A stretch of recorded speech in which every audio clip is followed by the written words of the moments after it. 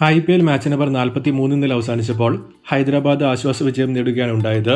അതുകൊണ്ട് ഈ മത്സരത്തിന്റെ ഒരു കംപ്ലീറ്റ് റിവ്യൂ ആണ് ഈ വീഡിയോയിലൂടെ നമ്മൾ കാണാൻ പോകുന്നത്. വീഡിയോയിലേക്ക് കടക്കുന്നതിന് മുൻപായി ഇതുപോലുള്ള കൂടുതൽ IPL വാർത്തകൾക്ക് വേണ്ടി ഈ ചാനൽ മറക്കാതെ സബ്സ്ക്രൈബ് ചെയ്യൂ. ഇന്നലെ ടോസ് ലഭിച്ച ഹൈദരാബാദ് ബൗളിംഗ് തിരഞ്ഞെടുത്തപ്പോൾ ആദ്യ പന്തിൽ തന്നെ വിക്കറ്റ് നേടിയാണ് ഷാമി തുടങ്ങിയത്. എന്നാൽ ആയുഷ് മാത്രം അറ്റാക്ക് ചെയ്യാൻ തുടങ്ങിയതോടെ CSK റൺസ് കണ്ടെത്താൻ തുടങ്ങിയിരുന്നു. പക്ഷേ സാം കറിനെ വൺ ഡൗണായി ഇറക്കിയ തീരുമാനം ബാക്ക്ഫയർ ആയപ്പോൾ പവർ പ്ലേ നന്നായി യൂസ് ചെയ്യാനുള്ള അവസരം ചെന്നൈ തന്നെ നഷ്ടപ്പെടുത്തി. പവർ പ്ലേയിൽ 50-3 ആയിരുന്നു CSK. പിന്നീട് ഡിവാൾ ബ്രവിസ് നടത്തിയ അറ്റാക്കിംഗ് ഇന്നിംഗ്സ് ആണ് CSK സ്കോറിംഗ് മുന്നോട്ട് കൊണ്ടുപോയത്. കമിതു മെൻഡിസ് എടുത്ത ബ്രവിസിന്റെ ക്യാച്ചായിരുന്നു മത്സരത്തിലെ ടേണിംഗ് പോയിന്റ്. ബ്രവിസ് പുറത്തായ ശേഷം പിന്നെ കാര്യമായി ഒന്നും ചെന്നൈക്ക് ചെയ്യാൻ പറ്റിയിരുന്നില്ല. ഫിനിഷിംഗിൽ ദീപക് ഹൂഡയൊക്കെ കൊണ്ടുവന്ന CSKയുടെ തോട്ട് പ്രോസസ്സ് അവർക്കല്ലാതെ വേറെ ആർക്കും മനസ്സിലാകാൻ സാധ്യതയില്ല.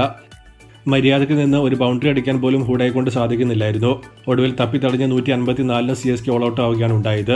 ചുരുങ്ങിയത് ഒരു 25-30 റൺസെങ്കിലും CSK ഈ ട്രാക്കിൽ ഷോട്ടായിരുന്നു. പിച്ച് സ്ലോ ആണെന്ന് മനസ്സിലാക്കി കമ്മിൻസ് ഫാസ്റ്റ് ബോളേഴ്സിനെ യൂസ് ചെയ്ത രീതി ഇംപ്രസീവ് ആയിരുന്നു. ഹർഷൽ പട്ടേൽ, ഉനഡ്കട്ട്, കമ്മിൻസ് തുടങ്ങിയ 3 പേരും പേസ് നന്നായി മിക്സ് ചെയ്തപ്പോൾ 8 വിക്കറ്റുകൾ ഇവർ തന്നെയാണ് നേടിയത്. മിഡിൽ ഓവേഴ്സിലും ഡെത്തിലും ഗെയിം SRH തിരിച്ചുപിടിച്ചതും ഇതുകൊണ്ട് തന്നെയാണ്. ഹർഷൽ പട്ടേൽ 4 വിക്കറ്റുകൾ നേടിയിരുന്നു.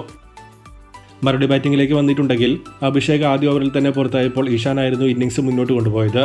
പവർ പ്ലേയിൽ 37-2 ആയിരുന്നു SRH.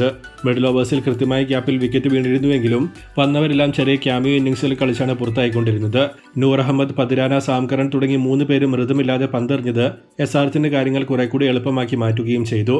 ഇഷാൻ 44 നേടി പുറത്തായപ്പോൾ കമിതു മെൻഡിസ് 32 നേടി പുറത്താകാതെ നിന്നു.